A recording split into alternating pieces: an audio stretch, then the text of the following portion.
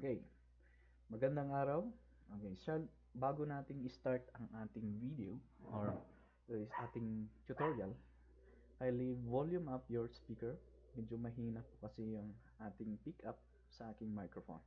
Okay, so ang topic natin is things you need to know about power supply. So madami tayong klase ng power supply gaya nito. AC power supply. Ang AC power supply eventually is ang example niyan is yung tinatawag nating outlet natin. Bakit AC siya? AC pagkat alternating current voltage ang lumalabas diyan. Yung alternating current voltage kahit baliktad yung paano mo sinaksak yung appliances mo diyan, mag-on at gagana pa rin. Kasi as you can see, alternating po ang voltage na lumalabas dyan. Kaya kahit baliktad, yung paano mo sinaksak, yung mga saksakan mo dyan, gagana at gagana pa rin yan. Okay, so ang very much example ng ating AC power supply is yung outlet natin. Next would be your DC power supply. Ang ating DC power supply, ang very much example niyan is yung tinatawag nating charger ng ng laptop. Eventually, yung alternating current voltage na lumalabas dun sa outlet natin, eventually 220 volts. Yan. Ang gagawin ng charger ng laptop na to is i-convert niya yung AC voltage, i-convert niya yan na to DC voltage na 19 volts lang. Bakit 19 volts lang?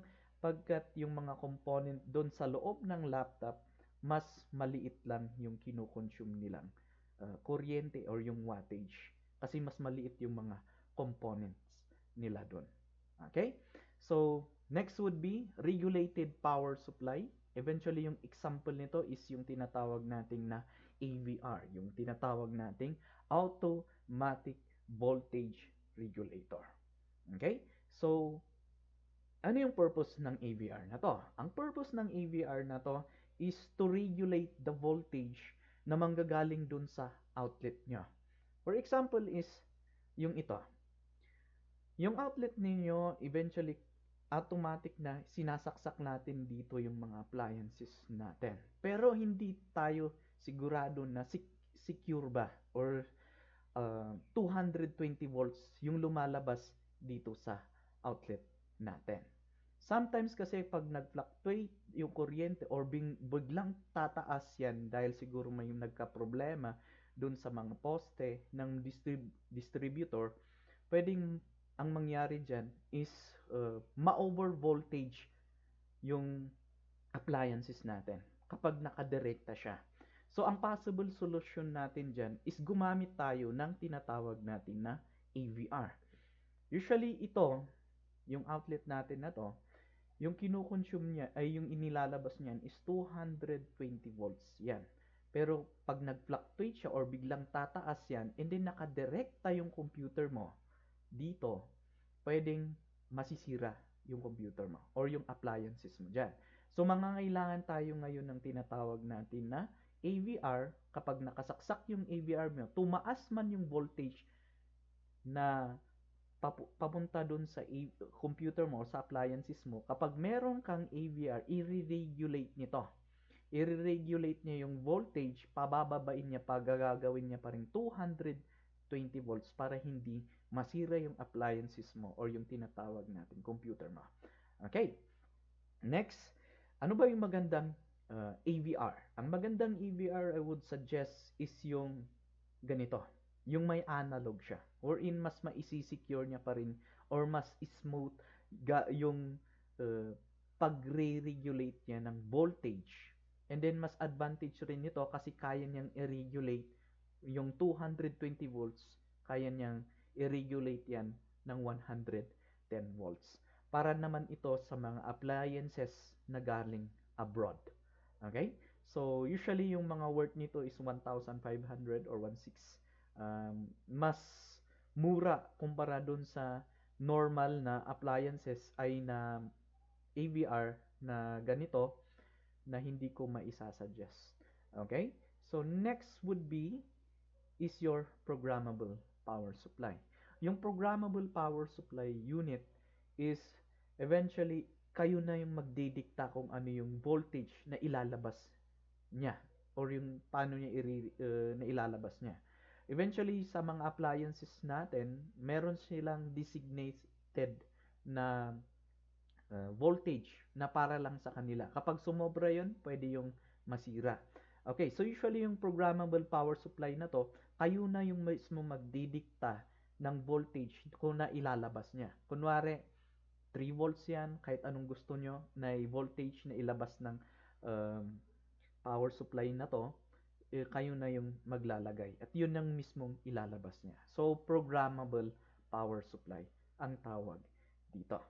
Okay, so yung isa naman, yung huli, is yung tinatawag nating switch mode power supply. Or a very much example nito is yung power supply unit na nakikita natin doon sa system unit natin. Okay? So yung flow ng ating, ano ba yung purpose niyan? Yung AVR, ay yung power supply unit natin. Yung purpose nito is yung 220 volts na manggagaling sa outlet pupunta dun sa ating AVR patungo dun sa power supply unit nito. Siya na yung mismong magdi-distribute ng mga power patungo kay CPU, motherboard, system fan, hard disk drive, optical disk drive, and then graphics card. So usually, ang gagawin ni power supply unit is yung 220 volts, siya na yung mismong mag-i-distribute ng mga voltage patungo dun sa mga component sa loob ng system unit mo. Kasi po, yung ating component dyan sa loob ng system unit is meron silang iba't ibang klaseng voltage requirement or wattage requirement or yung mga power na designated sa kanila. So, bahala na si power supply unit na mag-distribute ng kuryente papunta sa mga component sa loob ng system unit mo. Okay, next. So, usually, merong iba't ibang kulay yan. Yun ay yellow, blue, red, purple, orange, gray, black, green. So, eventually, kapag yellow yan, 12 volts, blue, negative 12 volts, red, positive 5 volts, purple, positive 5 volts, standby, and then orange, plus 3.3 volts, and then gray, power okay, and then black, ground, or negative 12 volts. Yan. Power on, green, yan isa sa pinaka-importante sa cables or wire dyan sa loob ng power supply unit ninyo. Okay, so usually sa power supply unit natin, meron tayong generic type na wherein ito yung itsura na wherein ito yung common na ginagamit or yung nakikita, common na nakikita natin. Sa true rated power supply unit naman, ganito yung itsura na wherein mas malinis tignan pagkat meron siyang cable separator. Ang tawag po dito is snake type. And then, yan. Ano ba yung advantage kapag true rated power supply unit ka? Yung advantage is meron short circuit protection, over voltage protection, energy efficient, and then quality standard component exact voltage provider. Yung short circuit protection para hindi siya igaground niya yung kunwari kapag may shortage sa loob niya, igaground niya para hindi pupunta doon sa tinatawag nating user o yung gumagamit ng computer or sa loob ng computer mismo para hindi pa mas masira yung mga component na yan. So yung isa is over voltage protection wherein i-regulate niya rin yung voltage gaya ng tinatawag nating na AVR, medyo pareho sila na i-regulate pa rin yung voltage pababa. Okay. Energy efficiency naman, okay, mas makakatipid ka kapag meron kang true rated power supply unit, makakatipid ka natin na energy or babayaran na kuryente. Okay. So, yung quality standard na component na nakalagay kasi doon sa power supply unit, mas maganda. Mas marami and then pinag-aralan talaga. And then, Yung huli is yung exact voltage. Okay, hindi po kasi yan, hindi yan kapag naglalabas yan ng voltage, exact yung lalabas niya. Hindi siya labis at hindi siya kulang. Yan yung isa advantage ng true rated at saka na true rated na supply unit. So usually, ang problem sa mga power supply unit, um, medyo messy yung mga cable management niya.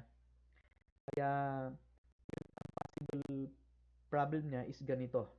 Yan, medyo messy siya. So don't not worry, so, tatalakayin yan mamaya kung ano yung possible solution niyan. So balik muna tayo dito. Okay. Ano ba yung dapat titignan natin kapag bumibili tayo ng power supply unit? Okay. Ito, kailangan 80 plus certified siya. So kapag 80 plus certified siya, makikita mo yung mga ganito.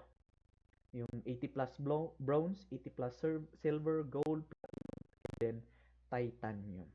Okay, so eventually, companies na wherein itinitest kapag pumasa siya ng 80%, tawagan yan na exactly na 80% plus ang itatatak dyan. Okay? Kapag more than 80 plus siya or 80% siya, 80 plus bronze naman itatatak dyan. 80 plus silver kapag 80%, 87% kapag 80 plus gold.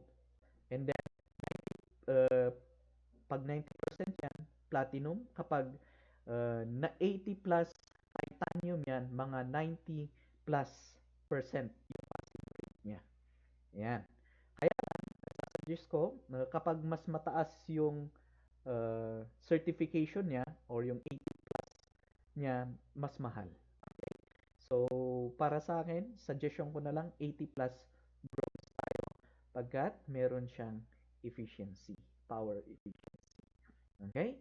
Next, okay. So, makikita nyo dito yung tatak niya. As you can see, ang magandang tatak dapat na naka-integrate kasama ng logo or yung ng power supply unit na yon. Okay? So, yung isa pa is yung paano ba natin susolusyonan ganitong um, medyo messy na cable. So, yung isa is yung tinatawag nating cable management. Yung iba, bibili ng ganitong power supply. Yung power supply na to is modular na power supply unit. Okay? Wherein, yan yung common natin. At least true rated siya. Pero ano bang klase na power supply unit siya? Non-modular. Kaya lang, yung problem ng non-modular, hindi siya, kung hindi mo cable na yon, nakalagay pa rin siya. So, mas maganda ganito. Kung kailangan mo lang yung cable na yun, tsaka mo na lang ilalagay dyan at tsaka mo na lang gagamitin. Yan yung advantage ng semi-modular. Kaya lang, medyo yung ito, semi-modular siya, may kasama pa rin siyang 20 plus 4 pins na yan. Wherein yan yung solusyonan na ng kapag naka-fully modular. Ayan. Fully modular na ka na, pwede mong ilagay kang cable or mas madali ka nang mag-cable management kapag yan ang gamit mo power unit. Okay. So before you buy or bago kayo bumili ng tinatawag nating power supply unit, there are things na kailangan yung malaman. Remember, second to the last lang yan. Okay? The second, yung huli, yung second na pinakamahuli na bibilhin nyo. Because, kapag bumibili kayo ng ganito, kailangan i-calculate muna yung voltage or yung mga component na required ng yung voltage requirement ng mga component mo. Kapag hindi kasi na-meet ng tinatawag nating power supply unit mo yon, hindi mo siya hindi siya mag-on. Yan. Hindi mag-run yung component sa loob ng computer. So, Should be 80 plus certified, gaya ng sabi. Should be 80 plus bronze, pwede na yon kasi meron siyang power efficiency.